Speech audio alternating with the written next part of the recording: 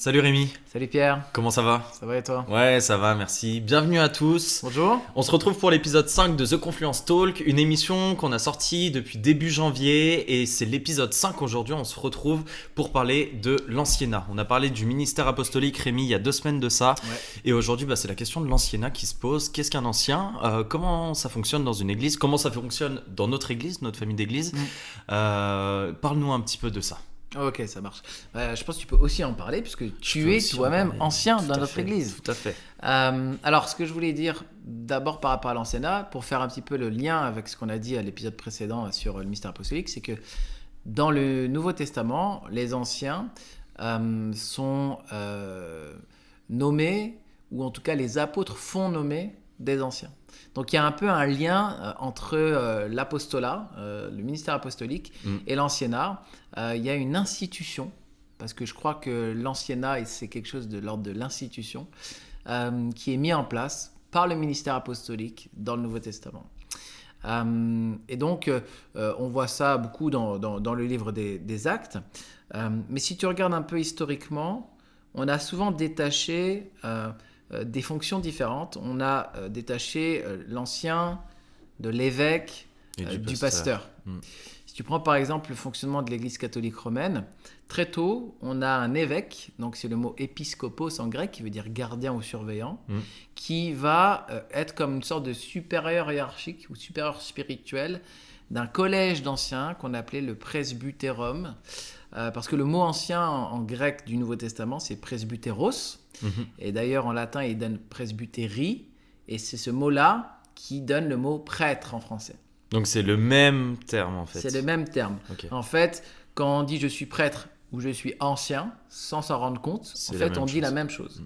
Et si tu veux, dans les premières lettres des pères de l'Église, on en parlait d'ailleurs la semaine dernière, Clément de Rome, par exemple, ou Ignace d'Antioche, on voit des hommes, évêques, qui vont être des superviseurs d'un presbytérum, d'une équipe, si tu veux, de pasteurs, enfin plutôt de prêtres. Voilà, de prêtres, le presbytérum, c'est ça, ou d'anciens.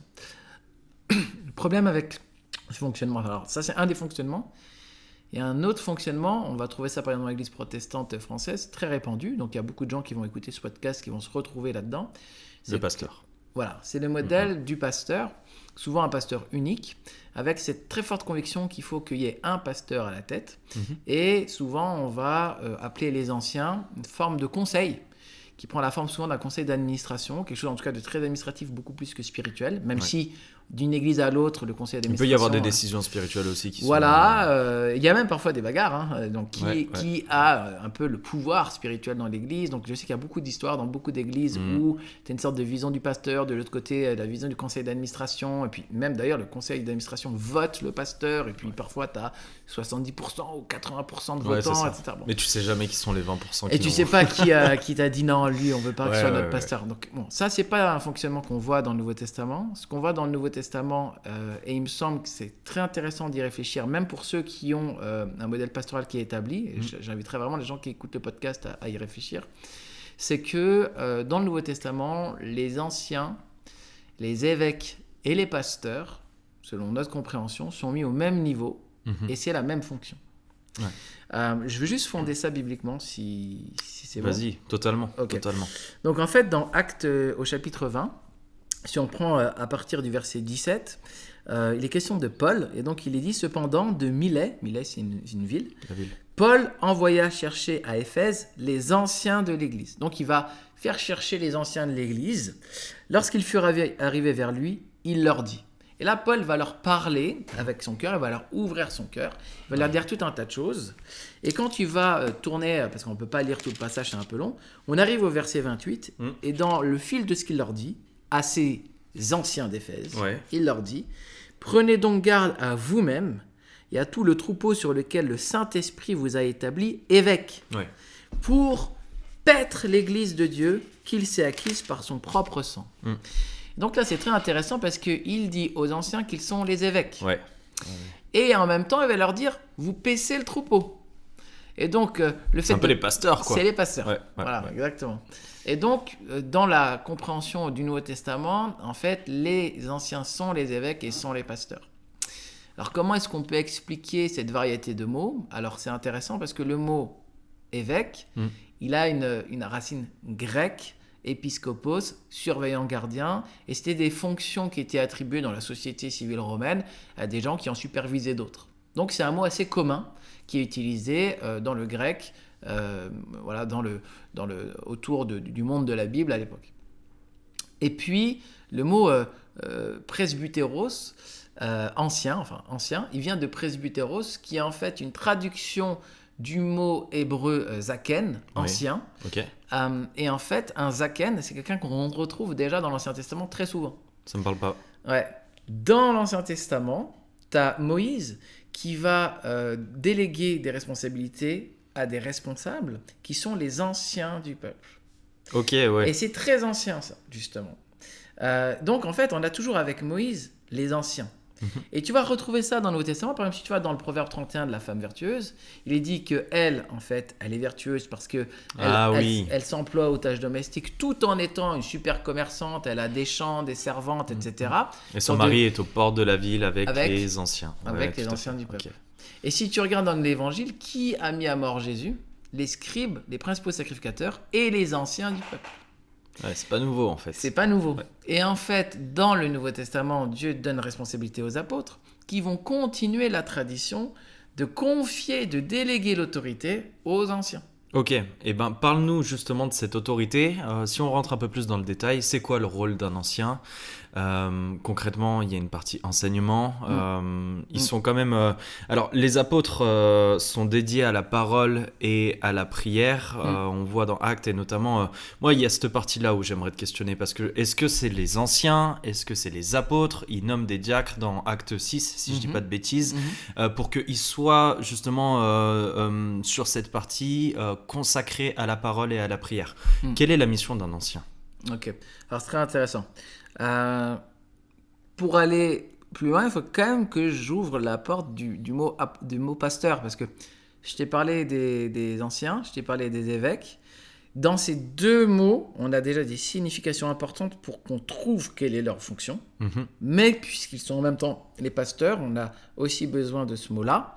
Dans le sens, donc c'est poimen, berger, pasteur, qui a aussi une fonction. Donc en fait, les trois mots nous aident à comprendre leur fonction. Un ancien, c'est quelqu'un qui est vu comme ayant une certaine sagesse, une certaine capacité à prendre du recul. Voilà. Et c'est pour ça d'ailleurs que Paul va dire n'impose pas trop vite les mains, parce qu'en fait, il faut que la personne qui soit nommée ait une certaine maturité. Okay ? Donc, dans leur rôle, c'est des gens qui, par leur maturité, sont capables d'administrer, de prendre la responsabilité de la communauté et d'en prendre soin avec toute la sagesse que leur onction, bien sûr, mais aussi leur expérience leur donne. Okay. Donc, le mot ancien est intéressant pour ça. Le mot évêque, il est très intéressant parce qu'il montre que la fonction de l'ancien évêque-pasteur, c'est de garder et de surveiller. Garder, surveiller, pas au sens du contrôle. On ne parle pas d'un maton. La sécurité plutôt, du coup. C'est la sécurité. Ouais. Et donc, il y a aussi, sont des gardiens en particulier de la question doctrinale. Sont des personnes, les anciens et les évêques, qui font attention aux fausses doctrines, aux faux docteurs, aux faux prophètes, et ils font attention aussi à des personnes qui pourraient faire du mal à la communauté. Donc, ils sont vigilants sur qui vient pour manger le troupeau, si tu veux, pour faire un peu simple. Ah, tiens, on tombe tout de suite dans la métaphore pastorale. Ouais. Parce que ce qui est intéressant avec évêque et avec ancien, c'est que ce sont deux mots qui ont l'air un peu techniques. Mais quand tu introduis la question du pasteur, tout d'un coup, tu as une image. C'est compréhensible d'un coup, ouais. Et cette image, elle véhicule quelque chose qui est peut-être un petit peu moins fonctionnaliste. Et quelque chose, en fait, il fait quoi, le berger ? Le berger, il prend soin de ses brebis. Vraiment, il les soigne pour de vrai quand elles sont blessées. Et il les nourrit. Or, c'est exactement la fonction d'un ancien. prendre soin, donc on parle souvent du soin pastoral, donc l'écoute, la relation d'aide, la confession des péchés, dans l'intimité, la sécurité d'un lieu qui est à la fois bienveillant et discret pour les personnes, et en même temps, il est nourri. Mais comment est-ce qu'on nourrit le peuple de Dieu? Par la parole. La parole est une nourriture, c'est Jésus qui le dit, tu vois. Et après, il y a des discussions aussi sur leur implication dans l'administration des sacrements, parce que manger la chair et boire le sang, c'est quelque chose d'important. Donc les anciens, ils ont aussi une charge d'initier la pratique des sacrements, du baptême et de la scène. Même si moi je fais partie des gens qui pensent que les diacres et d'autres personnes sont impliqués dans le service pratique, mais c'est quand même eux qui initient et impulsent ça. Voilà, donc ça c'est une partie de leur responsabilité. Et évidemment, dans l'épître de Tite, on a une mention qui dit qu'il demande de rendre un double honneur aux anciens qui dirigent bien.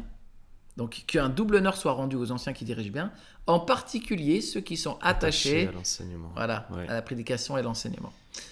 Tiens, moi je renverse la question. Qu'est-ce que tu penses de ça? Qu'est-ce que tu penses de le en particulier? Par exemple, est-ce que tu dirais, toi, qu'il y a différents rôles parmi les anciens?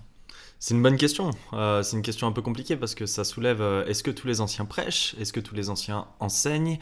Est-ce que c'est le cas de partout? Et je pense que Dieu nous appelle à des ministères. Il peut y avoir un anciennat avec des directions qui sont différentes. En tout cas, je sais que moi j'ai plutôt une sensibilité à l'évangélisation dans mon cœur, à aller toucher les disciples, les nations, trouver comment auprès des jeunes impacter, transmettre l'évangile. On a dans notre équipe une partie plus pastorale, de prise de soins également, et on a aussi ton exemple qui est très clairement un ministère de docteurs, d'enseignants, et tout ça réuni dans une seule équipe finalement.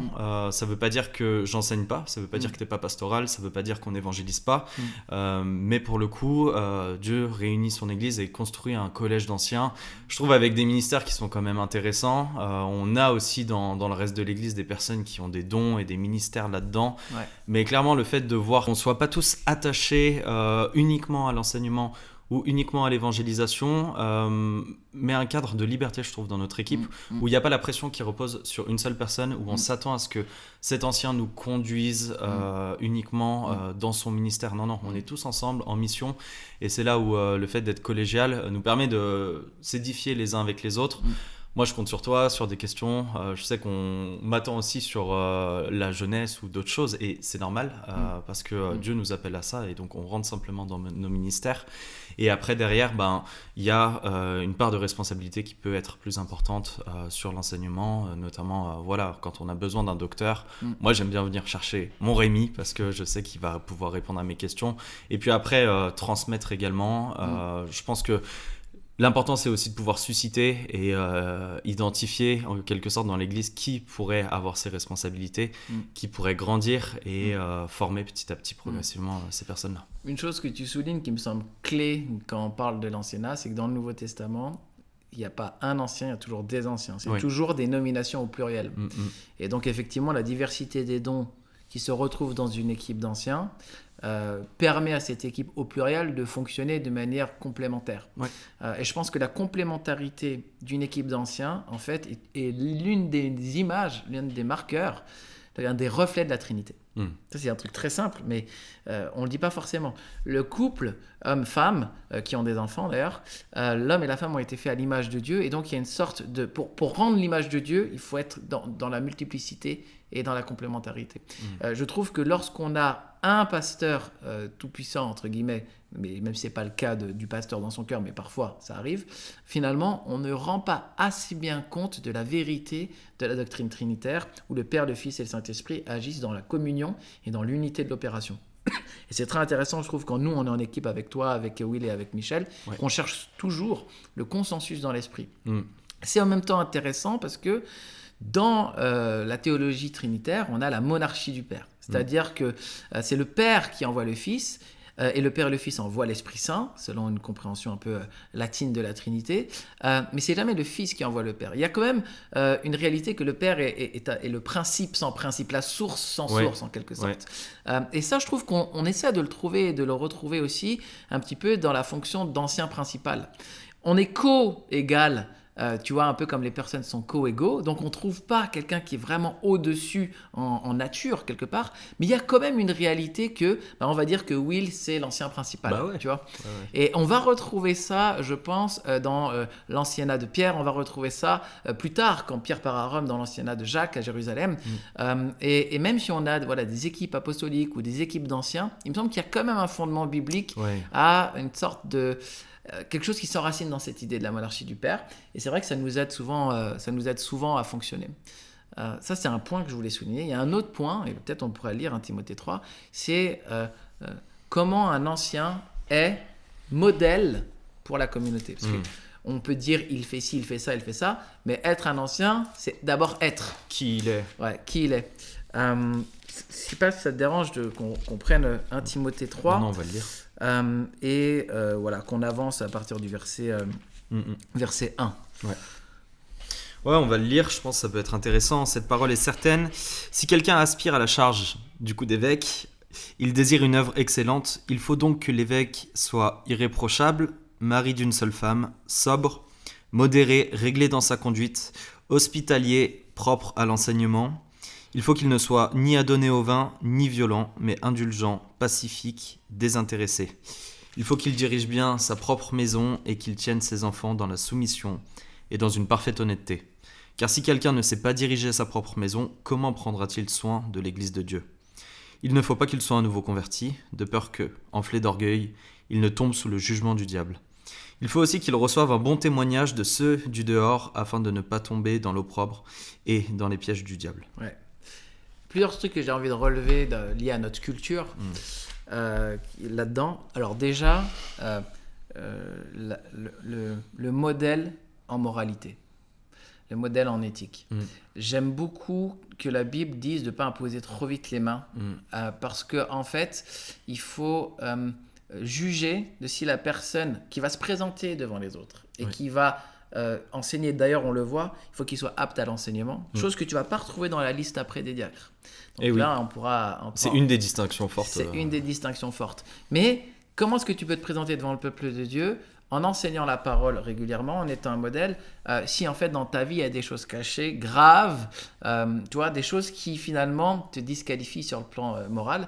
Et donc il y a un discernement à avoir avant de nommer des anciens, et il faut connaître leur vie. Et pour ça, en fait, il faut les voir évoluer avec, dans leur foi, dans leur vie de prière, dans leur vie d'adoration, avec leur famille, la manière dont ils traitent leurs femmes, la manière dont ils traitent leurs enfants. Et justement, dans notre culture, puisqu'on a dit que le mot ici, évêque, épiscopos, ça veut dire surveillant gardien, on sait que ce mot, il a été très attaché dans nos représentations à l'Église catholique romaine, les évêques de l'Église. Mais eux, il faut qu'ils soient ici fidèles à leurs femmes, qui gardent bien leurs enfants. Et donc, c'est intéressant parce que dans le critère du Nouveau Testament, pour être évêque, il fallait avoir une vie de famille qui soit un modèle. Parce qu'on ne peut pas prendre soin de l'Église de Dieu sans avoir pris soin de son église. Ça ne veut pas dire qu'il n'y a pas de célibat, attention, moi je crois qu'il y a vraiment une place pour le célibat dans la Bible, mais le célibat n'était pas attaché à l'épiscopat bibliquement, il n'était pas attaché à l'anciennat, pas du tout, c'était même un critère de bien gérer sa famille pour pouvoir avoir entre guillemets, le rôle principal de l'église. Donc, c'est très intéressant la manière dont on a un peu perdu ces critères-là pour être sur quelque chose de très religieux aujourd'hui, en tout cas de déconnecter en tout cas de cette réalité des familles. Ça c'était quand même un point. Il y a quand même une expérience qui est recherchée, mais peut-être que tu voulais l'aborder aussi, mais l'expérience du fait d'être père de famille, l'expérience du fait de ne pas être jeune converti, c'est pas une tâche qui est pour un nouveau-né, c'est pas une tâche qui est pour quelqu'un qui émerge. Il y a quand même quelque chose de la maturité, quelque chose de l'expérience aussi. Quand on voit les anciens dans la Bible, c'est des gars qui, je pense, ont un peu ramassé par la vie, ont aussi vécu plusieurs expériences, un travail, la labeur de devoir trouver, son bout de pain. Donc il y a quelque chose de la maturité qui est indispensable, je trouve. Mais aussi, c'est ce qui sécurise, parce qu'en fait, le modèle biblique de l'Église, c'est un modèle qui est familial.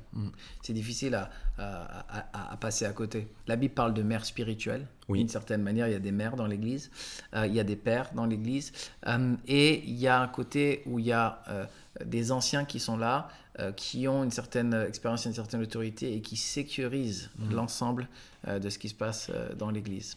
Ça, c'est très important. Et puis, chose qu'on n'a pas dit mais qui est évident, et on revient dessus, on l'a un peu dit, mais c'est que ce sont les anciens qui ont la responsabilité de la prédication. Oui.